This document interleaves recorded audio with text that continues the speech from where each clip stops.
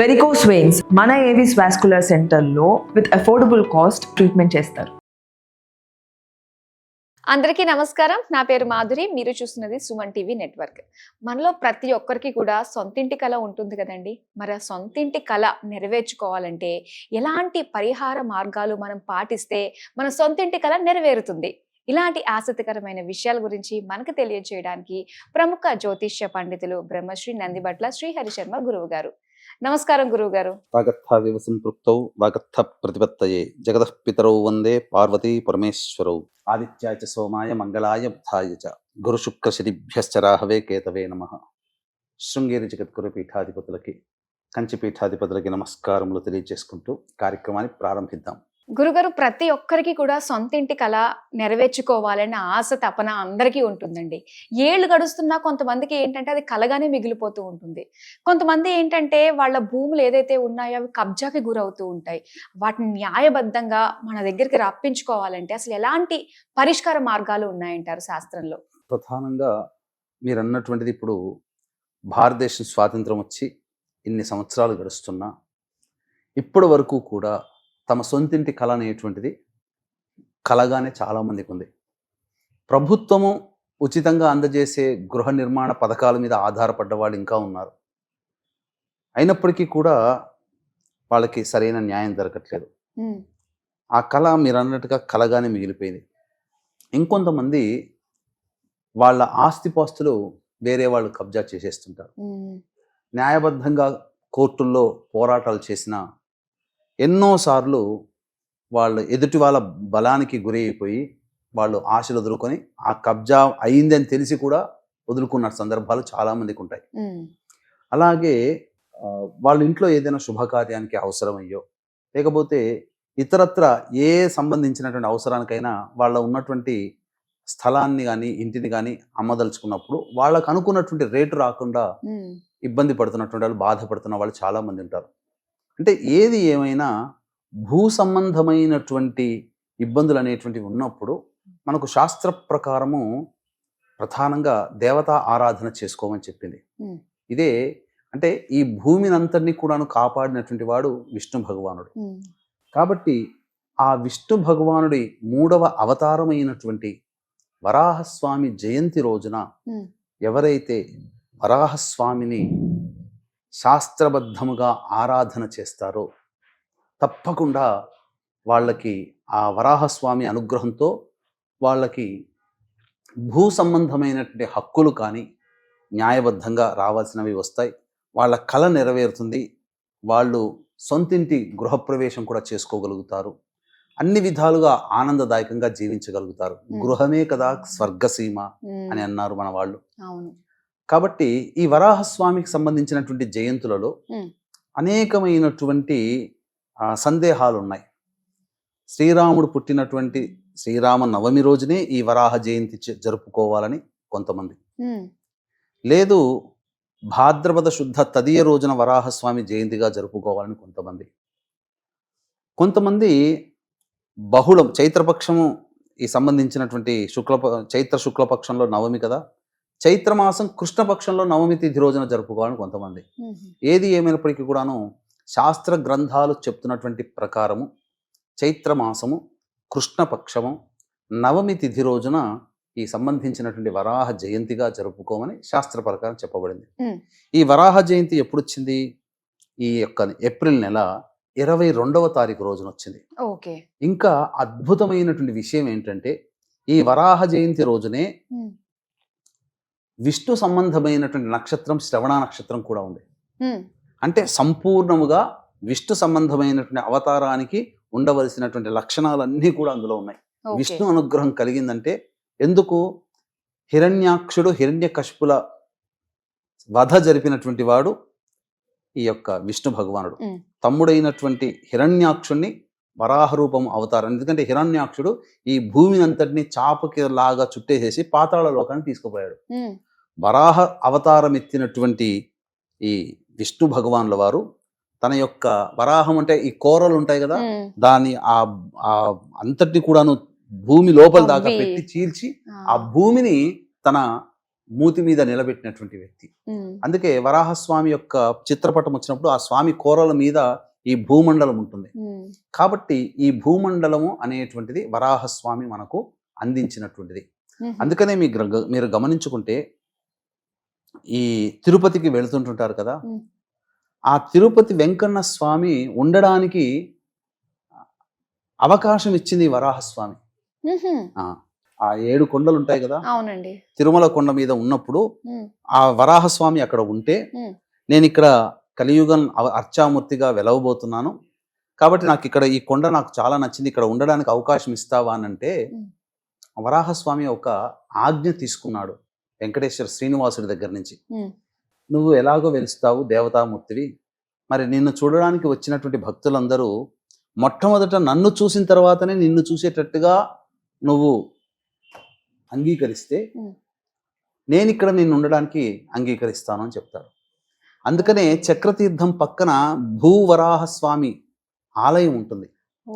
చాలా మంది ఈ తిరుపతికి వెళ్ళినటువంటి వాళ్ళు చేసే తప్పిదం ఏంటంటే 300 టికెట్ కొనుక్కుంటారు, ఉమ్, దర్శనానికి సమయం ఉంటుంది, ఆ సమయానికి ఉత్సాహంతో దర్శించుకోవాలనే తపనతో ఈ నియమాన్ని పక్కకు పెట్టి తెలిసిన వాళ్ళు ఉమ్. తెలియని వాళ్ళు చాలా మంది డైరెక్ట్ గా వెళ్ళి స్వామిని దర్శించుకుంటారు. అవును. అలా దర్శించుకుంటే ఫలితం రాదమ్మా.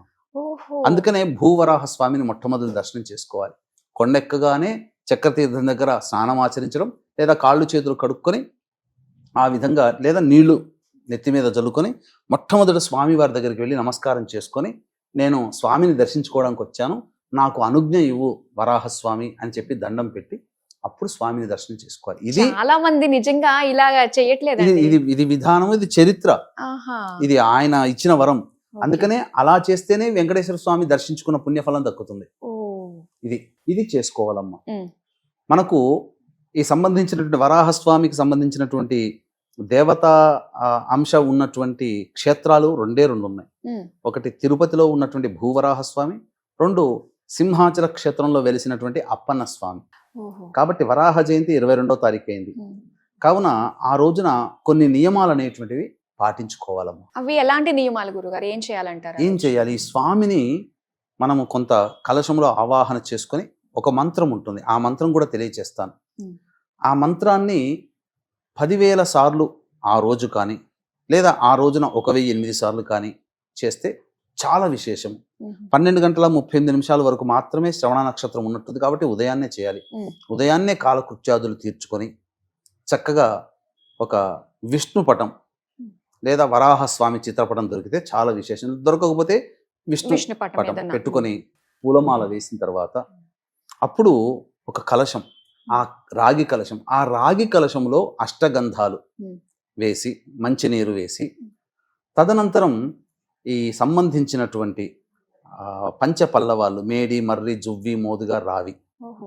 ఈ 5 సంబంధించినటువంటి చిగుళ్ళు ఆ విధంగా ఆకులు పెట్టి కలశంలో దాని మీద కొబ్బరికాయ పెట్టడం. ఉమ్. ఇవేవీ లేకపోతే ఉమ్. కనీసము మామిడి ఆకులైనా పెట్టి మధ్యలో కొబ్బరికాయ. తులసి పెట్టైన తులసి సంబంధించిన పత్రాలు కూడా పెట్టి ఓ. కలశం పెట్టి, అప్పుడు కలశం మీద జాకెట్ పెట్టి ఆ యొక్క మొట్టమొదలు గణపతి స్వామిని ఆరాధన చేసి సంకల్పం చెప్పుకొని గృహప్రవేశం చేసుకోవాలనే ఉద్దేశము, నూతన గృహం కావాలనో, ఉన్న ఇల్లు అమ్ముకోదలుచుకున్న మంచి రేటు రావాలనో, లేకపోతే కబ్జా అయినటువంటిది మనకు రావాలనో సంకల్పం పెట్టుకోవాలి. ఉమ్. సంకల్పం పెట్టుకొని గణపతి పూజ అవన్నీ చేసిన తర్వాత తదనంతరం అప్పుడు ఆ కలశంలోకి భూదేవిని, వరాహస్వామిని, విష్ణుమూర్తిని, లక్ష్మీదేవిని ఆవాహన చేయాలి. ఉమ్. నవగ్రహాల్లో ప్రధానంగా విశేషంగా కుజుడిని కూడా ఆవాహన చేయాలి. ఉహు. చేసిన తర్వాత అప్పుడు సంబంధించినటువంటి వరాహస్వామి అష్టోత్తరం ఉంటుంది, కలశంలో అష్టోత్తర పూజ చేయాలి. ఉమ్. తదనంతరం ఇప్పుడు చెప్పబోయేటువంటి మంత్రాన్ని 10,000 సార్లు కానీ, లేదా 1008 సార్లు ప్రారంభం చేసి ఆ దరిమిల 41 రోజుల పాటు విడవకుండా ప్రతిరోజు దీక్షగా ఈ సంబంధించినటువంటి మూల మంత్రాన్ని 1008 సార్లు ప్రతిరోజు చేయాలి. ఉహు. అంటే కలశాన్ని కూడా అలానే 41 రోజులు అవసరం ఉంచేయాలండి? లేదమ్మా. అది అవసరం ఆ లేదు. మొట్టమొదటి వరకు ఆ విధంగా కలశాన్ని పెట్టుకుంటే మంచిది. ఆ. లేదా ఆధారభ్యత ఆ కలశాన్ని పెట్టి అందున ఆ మంత్రంని ఉపదేశం ఇచ్చినటువంటి ఇప్పుడు చెప్పబోయేటువంటి మంత్రాన్ని జపించడానికంటే ముందు ఒక ముడుపు కట్టాలి. ఓహో.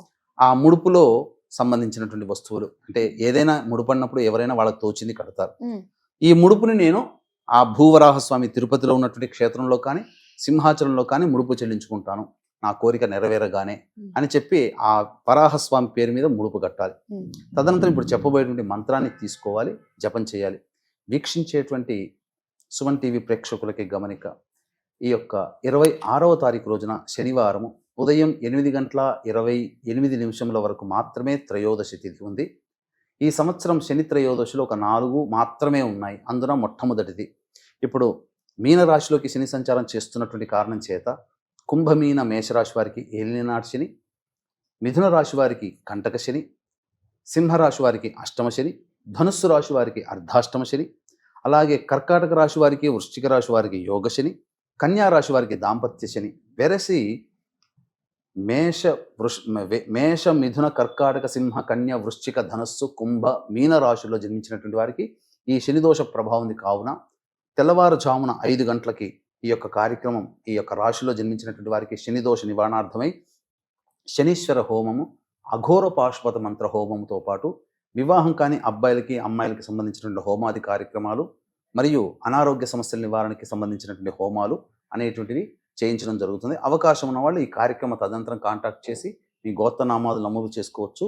ఈ కార్యక్రమంలో విశేషముగా శక్తిపాతము చేయబడినటువంటి శంకరుంగలి మాల అనేటువంటిది మీకు అందివ్వడం జరుగుతుంది. కాబట్టి ఇట్టి అవకాశాన్ని అందరూ వినియోగించుకోండి. మహాశక్తివంతమైనటువంటిది. కాలసర్పదోషాలు, తరతరాల సంబంధించినటువంటి తరాల నుంచి వస్తున్నటువంటి దోషాలు అవన్నీ కూడా తొలగిపోతాయి. ముఖ్యంగా వాహనాన్ని నడిపేటప్పుడు మీకు ఆకస్మిక ప్రమాదాలు, గండాలు కలగకుండా ఆ మాల ధరించిన వ్యక్తిని రక్షిస్తుంది అని చెప్పవచ్చు. ఇక ఆ మూలమంత్రం ఏంటంటేనమ్మా, అందరూ ఈ యొక్క మూలమంత్రాన్ని చక్కగా వినండి, రాసుకోండి. ప్రతిరోజు కూడా మీరు జపం చేయండి చెప్పినటువంటి విధంగా. ఓం శ్రీం భూవరాహాయ ధరణి ఉద్ధారకాయ నమః. ఓం శ్రీం భూవరాహాయ ధరణి ఉద్ధారకాయ నమః. ఓం శ్రీం భూవరాహాయ ధరణి ఉద్ధారకాయ నమః. ఈ నామాన్ని ఒక 1000 సార్లు జపం చేసి ఈ విధంగా 41 రోజులు కనుక చేయొచ్చు. వరాహ జయంతి రోజున 10,000 సార్లు చేస్తే ఆ మంత్రసిద్ధి లభిస్తుంది. అందరూ కూడా చేయొచ్చు. దీనికి కులమత భేదం అంటూ ఏమీ లేదు. ఇది సామాన్యమైనటువంటి నామము అయినా కానీ అమోఘంగా, అంటే మంత్రదీక్ష తీసుకోగలిగే నామము కాదు ఇది. అందరూ చేయదగినటువంటి నామము. కాబట్టి అందరూ సామాన్యం అంటే ఏదో పనికిరానిదని కాదమ్మా. సామాన్యం అంటే నేను చెప్పే ఉద్దేశంలో కొన్ని ఉపాసన మంత్రాలు గురువు దగ్గరనే తీసుకోవాలి. ఇది అందరూ చేయగలిగినటువంటి నామము అనే ఉద్దేశంతో చెప్పాను. కాబట్టి చక్కగా అందరూ దీన్ని పాటించి సత్ఫలితాలు పొందండి. ఈ యొక్క నామాన్ని జపించి ఎంతో మంది పూర్వకాలంలో తమ యొక్క గృహము అనేటువంటి కోరికను నెరవేర్చుకున్న వాళ్ళు ఉన్నారు. కాబట్టి మీరు కూడా ఈ యొక్క చక్కటి నియమాన్ని సశాస్త్రీయముగా పాటించండి. విశ్వాసం ఉంచి నమ్మకంతో చేయండి. మీ కోరిక నెరవేరుతుంది. నెరవేరగానే తిరుపతిలో ఉన్నటువంటి భూవరాహ స్వామికి కానీ, సింహాచలంలో వెలిసినటువంటి వెంకట అప్పన్న స్వామికి కానీ మీ ముడుపుని చెల్లించుకోండి. తప్పకుండా మీకు మంచి జరుగుతుంది. మీ మంచి జరిగితే నాకు చాలా సంతోషము. అవకాశం ఉంటే 26వ తారీఖు రోజున ఈ చెప్పినటువంటి రాశుల్లో జన్మించినటువంటి వారికి గోత్రనామాదులతో జరిగే శనిదోష నివారణ పూజల హోమాల్లో పాల్గొనే ప్రయత్నం చేయండి. ఇంకా మీకు మంచి జరుగుతుందని చెప్పవచ్చు. చాలా సంతోషం గురుగారు. అంటే ప్రతి ఒక్కరికి కూడా సొంతింటి కళ నెరవేర్చుకోవడానికి తాపత్రయపడుతూ ఉంటారు. దానికి 41 రోజుల దీక్షగా ఈ రోజు వరాహ జయంతి రోజు కనుక ప్రారంభించినట్లయితే ప్రతి ఒక్కరి సమస్య తీరుతుందని చాలా చక్కగా మాకు తెలియజేసినందుకు ధన్యవాదాలు. సర్వం శ్రీ ఉమామహేశ్వర పరబ్రహ్మార్పణమస్తు.